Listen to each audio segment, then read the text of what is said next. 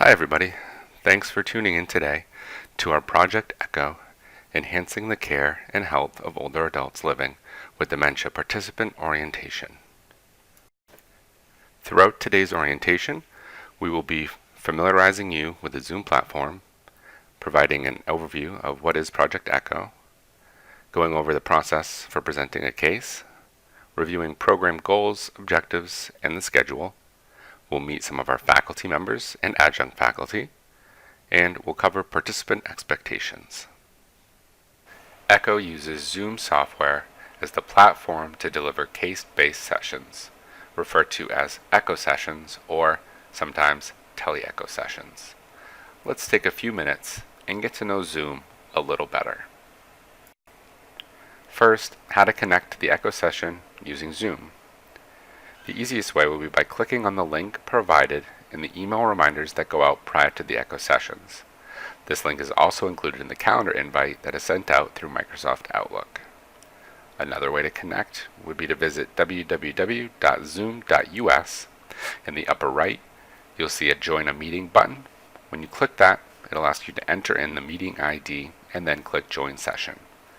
If it's the first time that you're doing this from your laptop or computer, you will be asked to install a small browser plugin through Zoom, but once you've done this the first time from that laptop or computer, you will not have to repeat that step every time. And another way that you can join the Echo session is by using the Zoom app, which you can download on your smartphone through the Android or Apple stores. When you join the Echo session, this is the Zoom window you'll see. Along the bottom, there are some icons you'll want to familiarize yourself with. On the lower left, you'll see a microphone icon and a webcam icon. If you left-click the microphone icon, it'll mute and unmute your microphone, and if you left-click the webcam icon, it'll turn on and off your video camera. Then, if we slide to the middle of the Zoom window, we'll see the chat bubble icon. This will bring up a chat window that you can use to type things like attendance, clarifying questions or recommendations, or link resources for the group. Just keep in mind you can either type to everybody or select specific individuals. If we slide to the lower right of our Zoom window, we can see the Leave Meeting button. This button in the picture says End Meeting, but on your screen you'll see Leave Meeting. This can be used to leave the Echo session at any time. And finally, in the upper right, we see the Speaker or Gallery View button. By clicking on this, it'll toggle between the speaker and gallery view. In speaker view, the person speaking will be highlighted in a big box, and then the other participants will be in smaller boxes above them. In the gallery view, all the participants will be shown in equal-sized boxes in the Zoom window, and in the Zoom settings, they do now allow you to show up to 50 participants instead of the standard 25. So now if we back out and just take a look, this is the Zoom window that we'll see throughout our Echo sessions. Some technical requirements to utilize Zoom for the Echo sessions. An internet connection is required. We do recommend using a wired connection if possible, as a wireless connection can sometimes be unstable. A microphone, a webcam, a mobile or landline phone, and a quiet space. Now I say mobile or landline phone only because if a laptop or computer is not available, you can still join the session using any phone. Some Zoom best practices to keep in mind. If possible, use a wired internet connection. Be in a nice well-lit room with the light in front of your face. Co-locate for larger groups if you're in the same location. Stay muted when you're not talking. This helps cut back on audio feedback and excess noise, and be on camera. Now, as we talked about, if you don't have a laptop or a computer for the session, you can use things like the Zoom app, which is available through the Apple or Android stores, or you can dial in from any telephone using the dial-in number and the meeting ID. These will be provided to you, and if you're on your phone, you can use *6 to mute and unmute yourself. So now that we've learned how to connect to the Echo session, we're pretty familiar with how the Zoom window works, and we're utilizing all those best practices. let's talk a little bit about etiquette. It really comes down to creating a welcoming environment for all participants. So using good ground rules for communication, making sure to include everyone, whether they're in the room with other participants, on the video, or on the telephone, and making good eye contact. And remember, eye contact is at your webcam. And then if anything comes up, just making gentle suggestions and redirections. Just ask yourself, as a member of the Echo session, how can I help to create a warm and welcome environment? Some behaviors to avoid: of course, don't talk over people. Eliminate excess distractions, which could be shuffling papers in your office or having other conversations. And avoid embarrassing or shaming comments about something that a participant said.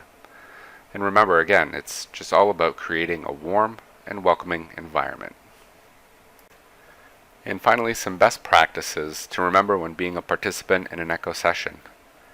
Effective communication skills, which really boils down to active listening, maintaining that eye contact and showing an interest in what the other person is saying, keeping focused and encouraging participation for everybody. Having positive body language.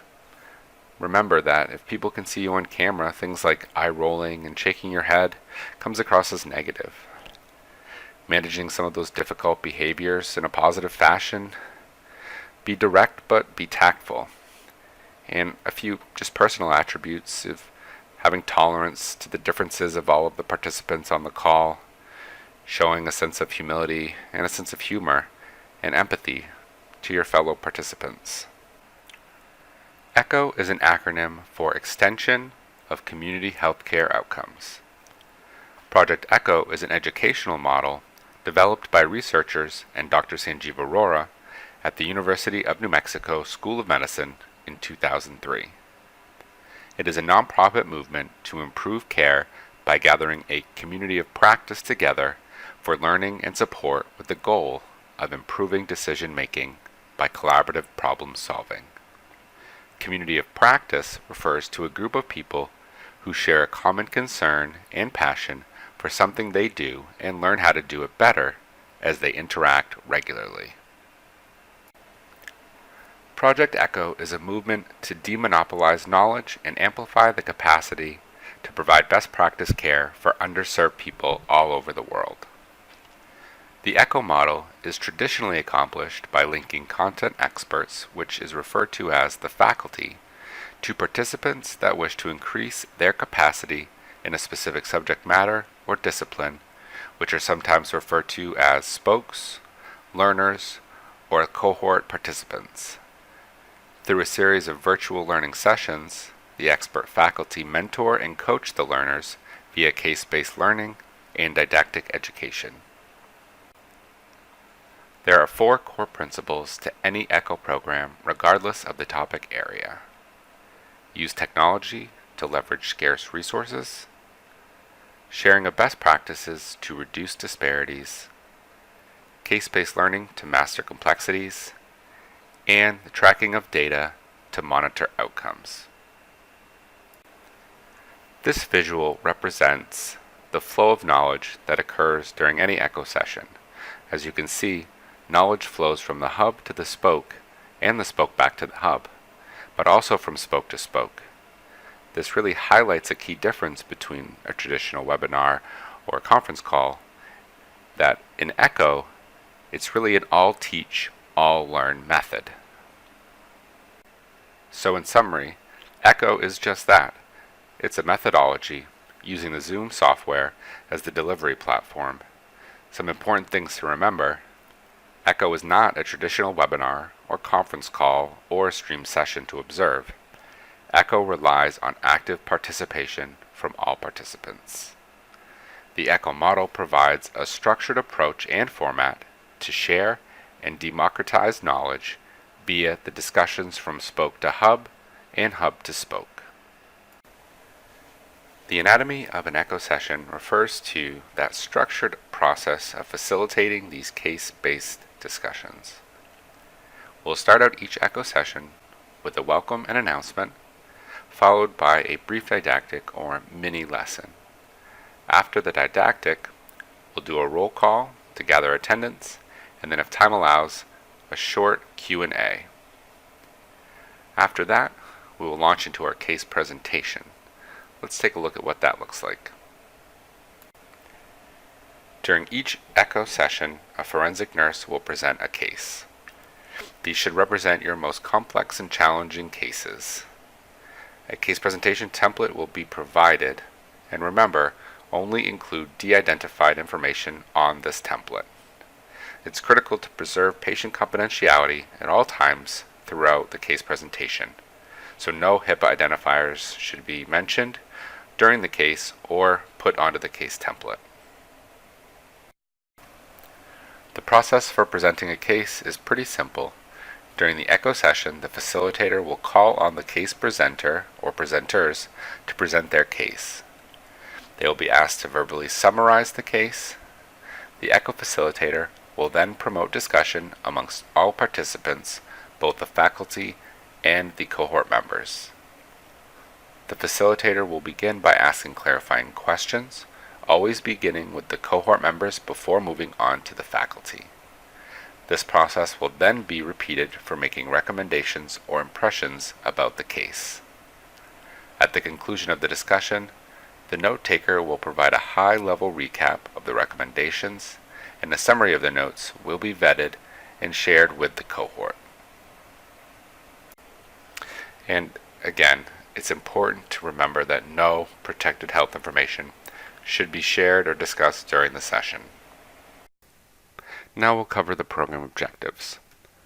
So the learning objectives for this collaborative approach would all have a primary impact of improving the health care, supports, and quality of life for older adults diagnosed with dementia and their care partners living within their community. The learning objectives are increasing positive health outcomes for older adults while decreasing risks that impact their quality of life, gain knowledge through the spread of best practices, increase capacity and confidence to support older adults living with dementia and their caregivers living well, provide an understanding between the healthcare system and the community partners to help bridge their services, and build a network of support that provides better coordinated care for older adults with dementia. And last but not least, provide knowledge on technical solutions that can help to promote safety for older adults living with dementia. Now Lise is going to go over some of the schedule of the program, the faculty, and a few other expectations. So our session, as you can see, is really full. Our first ECHO session on October 1st, you'll hear from Melissa Grenier and Mary Val Palumbo. Those are our didactic presenters and our faculty, and they're going to speak on behavioral and emotional symptoms of dementia. And this is a joint community clinical presentation. I'm not going to go through all of these, but you can see that we've got some really thoughtful didactics, some learnings that you will benefit from. We've got a few that are still open and pending, but you can see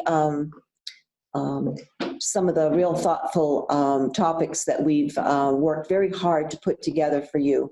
I believe that Jonathan sent you a syllabus that has all of these topics identified.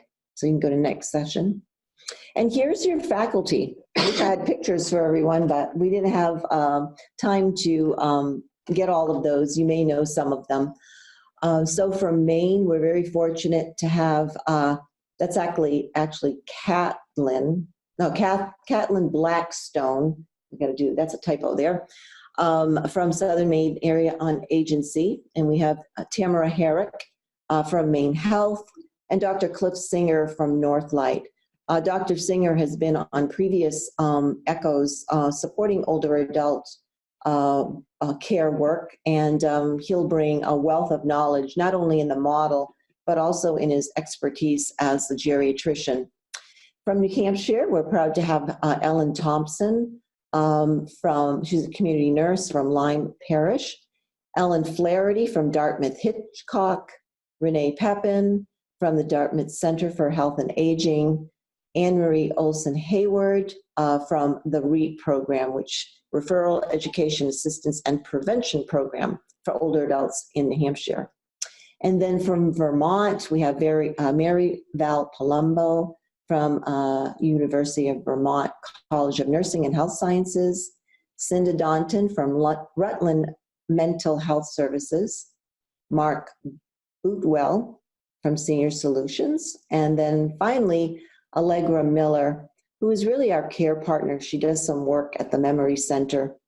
And in all of our echoes, we try to have the perspective on faculty of an individual that has gone through or been involved in the work personally. So Allegra, I can't recall her specific situation. I think she had a spouse that had dementia. And so she will be sharing kind of from her perspective, navigating not just the services, but the gaps in services. So that will be really insightful. Next. And then we have some adjunct faculty that will be joining us. Peter Baker from the Maine Alzheimer's, Tom User, from UNE Excellence for Excellence in Aging, Melissa Grenier from Mass New Hampshire Alzheimer's, Laura Davies from the Institute for Health Policy and Practice, Emily Vivian from Vermont Alzheimer's Association, Jess Morrow, who will be our facilitator and has a wealth of knowledge representing the Tri-State Learning Collaborative on Aging, Grace Gilbert Davies from the Vermont Alzheimer's Association. And our note taker is Patricia O, who serves for the Tri-State Learning Collaborative on Aging as a program manager. Now, let's see, I just want to do a time check here before we wrap things up in the last few 20 minutes, and then give an opportunity for folks if they have any questions on any of the information that we just covered. And I see a few of our partners that have joined us, and I'm going to embarrass them and ask them to introduce themselves. Jean, would you mind unmuting and introducing yourself? Hi, everybody. This is Jean Ryder from the New Hampshire Citizens Health Initiative. We're so glad you're able to join us. Thank you, Jean. Is there any, we had another person that just joined. Would you like to introduce yourselves?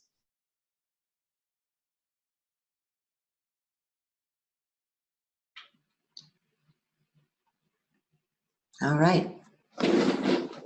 And if there's no questions, we'll definitely have an opportunity before we close to really open it up to make sure that you understand the goals of this project and your role in participating in it. So we will be having, as Jonathan mentioned, 9 monthly case-based learning sessions using Zoom. They are set in stone on the 4th Thursday of each month from 11:30 to 1, and our first session begins on October 24th. We had to make a few modifications because they both fell on the holiday. So for November, we'll meet on the 14th, and in December, we'll meet on the 12th. And hopefully that won't be too inconvenient for you to jump off of the regular schedule. And then in January, we'll start back up on that 4th Thursday. We hope that everyone will present one case from their convener group. And what we would really hope is that you would work as a team in identifying an appropriate case and then working together as a group to flesh out all of the different components of the case template. As you present your case, you can either select one individual that would be your team, representative, or you can do it as a group, keeping in mind the case presentation is about 5 minutes, but then all of you will be involved in responding to the clarifying questions. So think about that on how you want to approach that. We're also going to give you an opportunity at some point in time to provide some follow-up on your case. So for example, we will be providing you recommendations on different approaches to take in your specific situation. And we would love to hear if you've had some success on bringing some resolution to some of those situations. We're going to ask you to complete a pre and post assessment at the beginning and the end of the program. So tomorrow you will be receiving from Jonathan a follow-up to this orientation, and included in that will be the pre-assessment document. And we're going to ask that you complete it prior to our first ECHO session. And the purpose of the pre-assessment is really to gauge your level of understanding on some of the issues that you face in the older adult with dementia world. It's very easy. There's no right or wrong answers. We're looking forward to kind of getting a baseline of understanding from the whole cohort. And then after each of the sessions, we are going to have a post-session survey. And this is more around the facilitation of the actual ECHO session. It's around, did the technology work for you? Did you have any challenges? We're also going to include in that post-session, are you willing to present a case, and which month would you like to present your case? So these are some of the questions that we will be asking for the purpose of being able to really provide some quality improvement to the work that we do. We're always making things better for you so that you have a good experience on this ECHO model.